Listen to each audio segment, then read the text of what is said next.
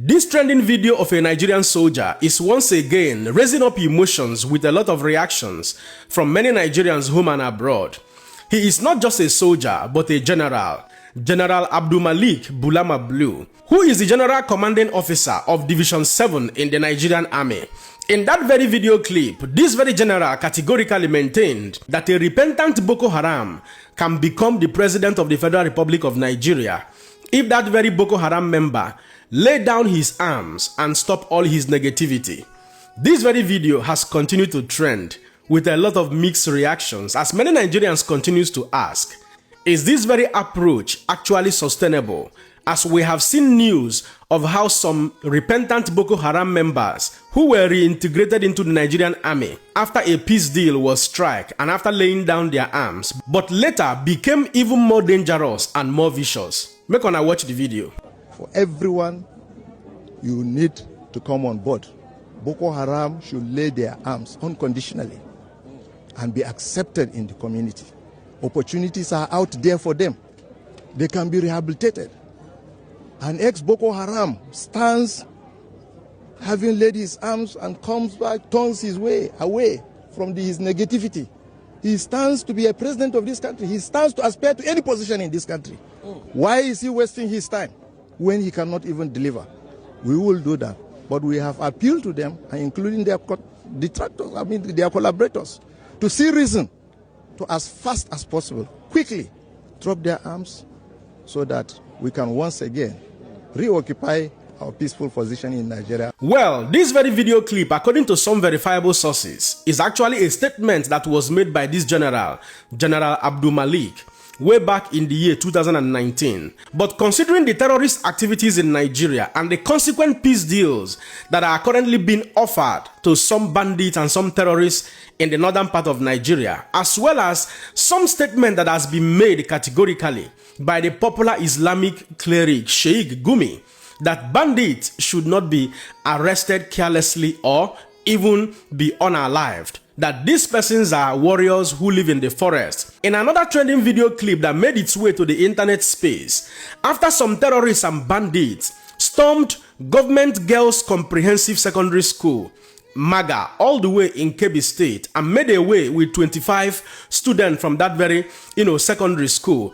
This very video started trending on the internet space, where the popular Islamic cleric Sheikh Gumi was also hinting Nigerians that they have made contact with the bandits and the terrorists, and that many of them are ready to lay their arms. It is not very clear whether this very discussion is with the bandits or the terrorists that perpetrated that very heinous act just recently in Kebbi State.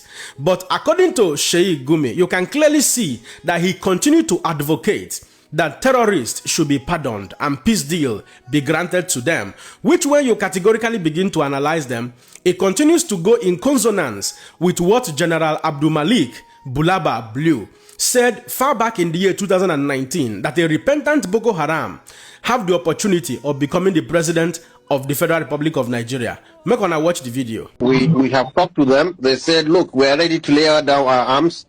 Okay.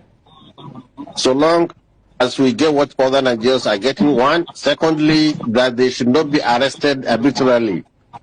Okay. Because they gave us a list of 50 of their actors that we are summarily arrested, and some of them even what they call deleted, killed.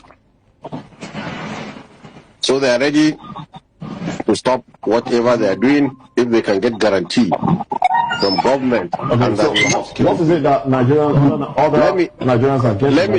Let me tell you one thing now. The Katsina State locals have agreed now with them to sit down and broker peace. Yes, and people are fighting now. It's interesting you talked about Katsina State, because have you not heard of that story? Oh yes, I have actually. But in that same meeting, we heard that some of those that were seen carrying guns were actually the locals and not the bandits. And later we heard there was no peace deal. No, whoever said there is no peace deal, I think it's just so sad that a peace is coming, and peace is coming back to our land. What we do now, we pacify these people, not pacify in the sense that we encourage them to do. Since they are going to stop the bloodshed, this is number one priority. Blood should stop flowing. Okay. Secondly, we will see how we can use our intellect and see how we disarm them. Okay. How do we disarm them is by educating them and civilizing them. Okay. Am I on? Yes. The same people that says that Western education is not good. How are we going to educate? Oh, you are mixing apples and oranges. These ones are talking about Boko Haram. You see the point?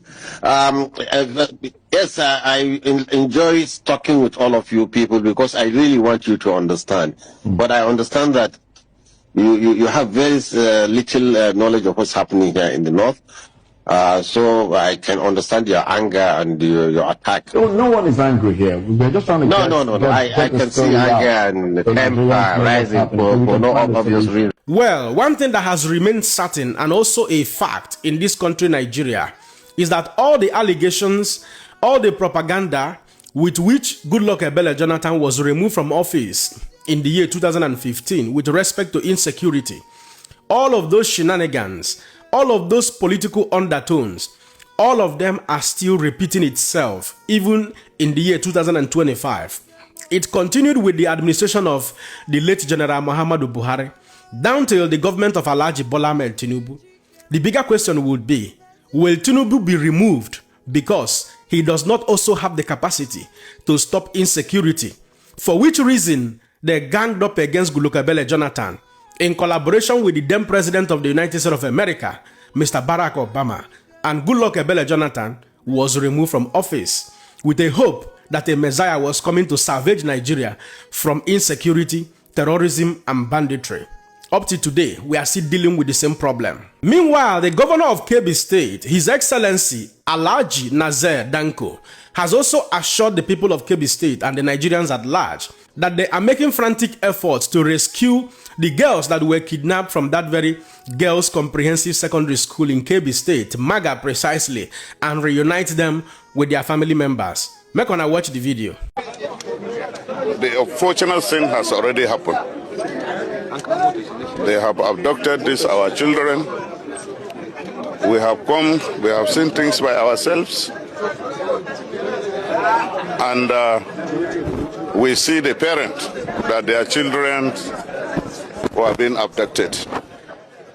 And we give them confidence, we give them our words that we'll do everything possible to ensure that their children are being rescued. And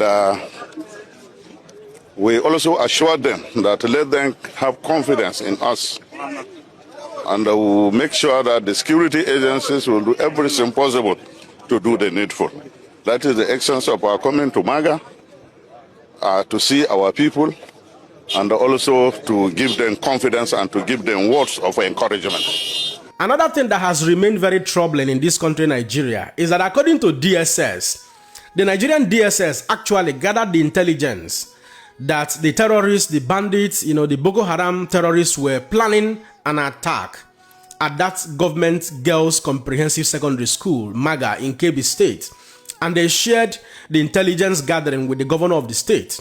And immediately the governor summoned a security chief meeting, and meeting was held, and the issue was tendered and reported to security agencies. It was also gathered that later security agencies went to that very location and did all the abracadabra. And few hours after they left that very vicinity, the Boko Haram terrorist members and their bandits striked immediately with gun blazing. And at the end of the day, they left with 25 girls from that very school. The question I want to ask, when intelligence gathering is shared with the government of the day, what would have been the next point of action, the next line of action?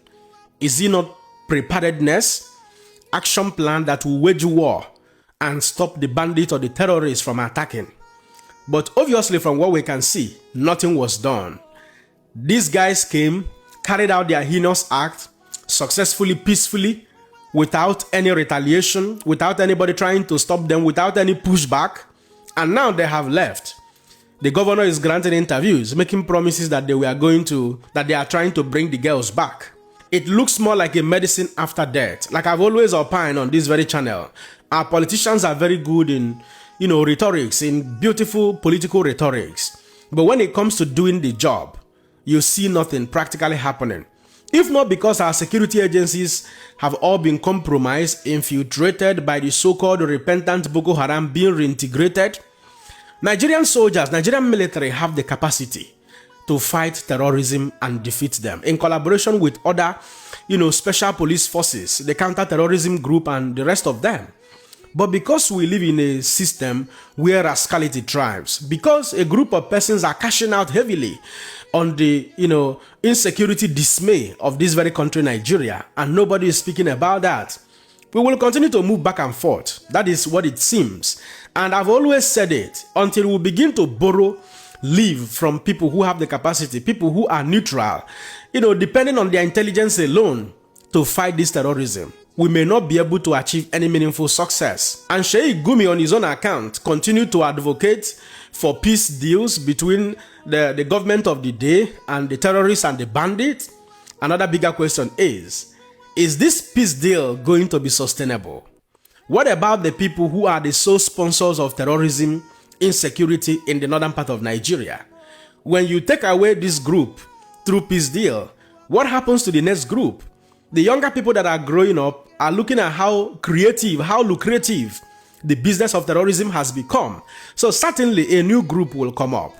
And because we live in a country where rascality thrives, where you fail to treat those people you call the repentant Boko Haram or repentant terrorists, where you fail to treat them well, fulfill your own bargain at the end of the day, which I know in the long run that our political office holders will, out of rascality, not fulfill whatever bargain they make with some of the so-called repentant terrorists and repentant Boko Haram. And what would they do? The choice will be to go back into the same business of ransacking and taking lives indiscriminately, and then collecting ransom at the end of the day. We saw a retired military officer the other day who was arrested, a retired officer who went into the business of buying and delivering arms to bandits and terrorists.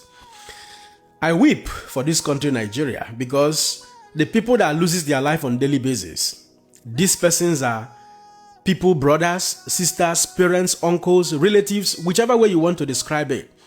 And we continue to play on the same trajectory, the same kinetic and non-kinetic approach to fighting terrorism and insecurity, which is not fought, working out.